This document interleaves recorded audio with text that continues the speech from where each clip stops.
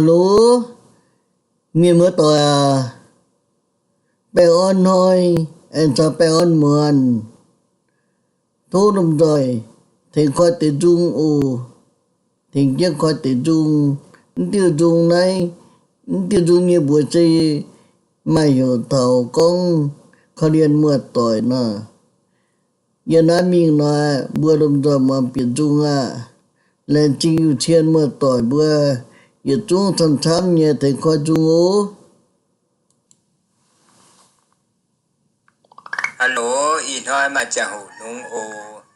Ý anh chít tôi này, chẳng thấy tổ. Điều anh thảo này quê, nhiều quá. Tổ bị nhàn. Điều vướng game bữa thảo con thỉnh.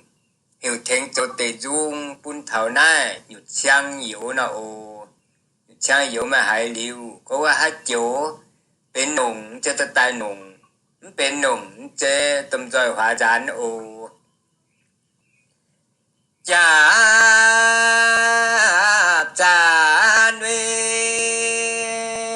nên kiên chơi lùi nhột nói lối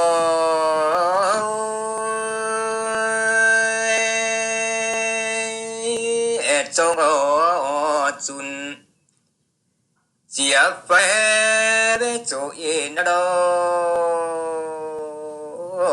yêu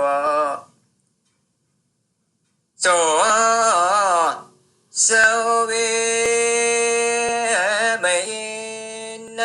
họ kêu nhẹ lỡ đôi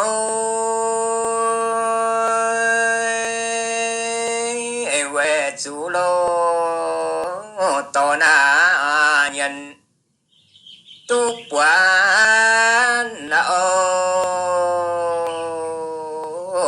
rồi nó tu quán về na nhà na cho chun nói lối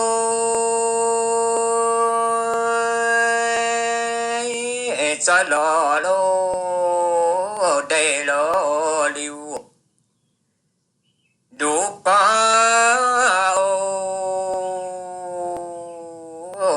nhân nó chiều chiều cho nhà na đồ liệm dẫu trẻ tung lâu mà đồ hòn mai quang chô lô giảm quán về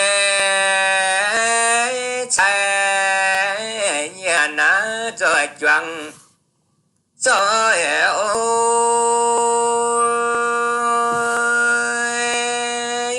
chiếc bảo lô khô lô liền nào tỏi biểu yếu cho nhìn về na chun thiên nhẹ ni siêu tàng đâu giảm đồ hên giá chú biểu siêu tàng về giảm hên cho cũng nhẹ hiểu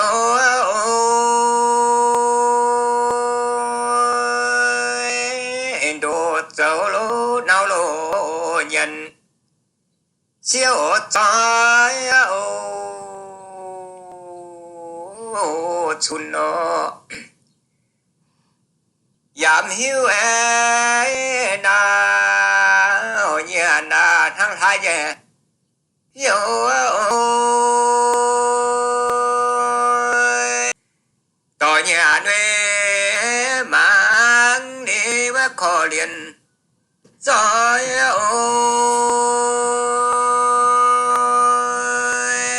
về thái đâu trái na nhân giảm choáng chun nó nào nhà nuê คอยสิ่งขอเรียนเท้าโอ้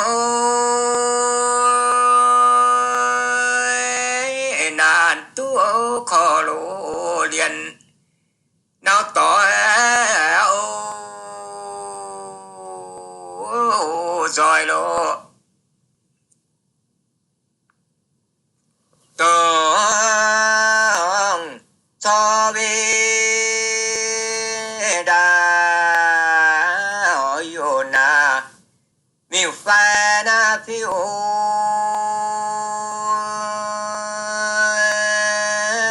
องกุโลเสียนาตายจริงผู้โอสองเสียมายามหิวทัดติวgiải mãi nhìn mà nhiều với hỏi miêu lô tàn nô nam nhà nuôi bộ cha na cha mồ nhẹ chiều nhiều trái ở mồ na cổ mồ khá ô đào đồ thao điều đến to chiếc bên nhà hồ yêu lô chào nhiên sẽ với giảm tuần you know tại cho mặt khoa cho chiếm nhẹ lo nín kèn biết rằng tôi sầu lô toàn nhiều nhà nuôi ôn cha chăn mai quê biểu gì lô bên à pin nín điếu khoa lô nín điếu về khoa coi na ít tu nhẹ hắn chun tiếng lô chạy lô cần chạy to phiêu nín điếu na khoa coi miễn chịu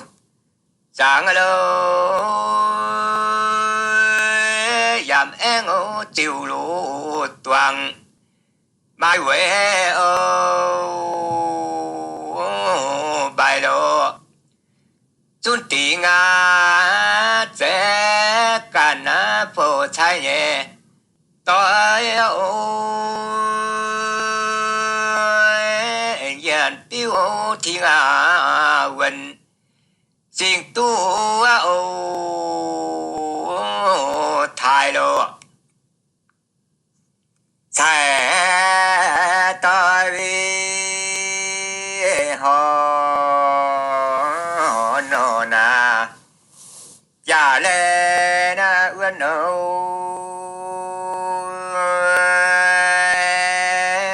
sẽ tôi đồ cho mai đồ nhìn giả lê hoàng con tơ bi nụ na đâu na mô nhiên sang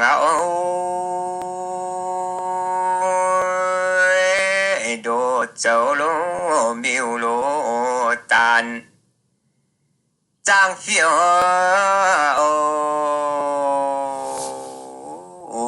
chun nó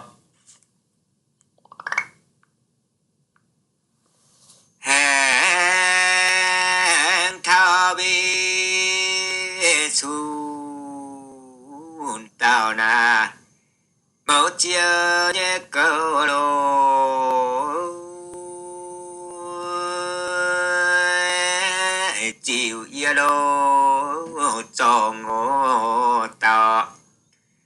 quê ya ba ô yo mo tiêu chi và khoan cho vô nhàn ê ô khi bên ở giảm lô hàn quê mẹ ô yo mo đi ở nhà nuôi con ba na phiêu giảm giang âu giảm thang âu trái na nhân doãn phiêu ô chun nó trái nhà nuôi doãn cho chun tao phiêu âu phiêu tu tới đây lô tao để chia ô giang ngọ sai tôi biết họ nó na giảm chủ nhé khâu sai tôi đâu mai ô nhìn quê mẹ ô yo mo tôi lại chiều tiếng chung khuân nhẹ câu giảm thang ô choang nhân on lọ ô phiêm mò tỏ nhiên có xin bùa nào nhẹ hi nào ở chủ đô tai lô xa rồi choáng ô chun nó nào nhà nuôi dễ cả na cho chun nhẹ nói ô phiêu lô chun keng choang ô bé giảm giang lô là ngô dễ cả nuôi cho na chun tao nói ô mai hai giải lô xin mẫu có ô bây ô mai hai giải xin tại khuôn nhẹ nào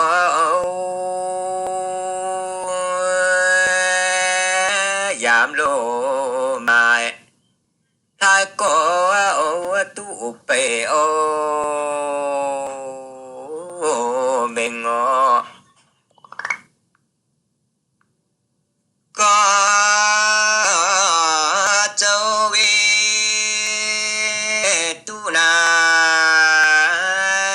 chim mà tỏ gian ê ô tỏ chiếu bữa là tài chim đang ô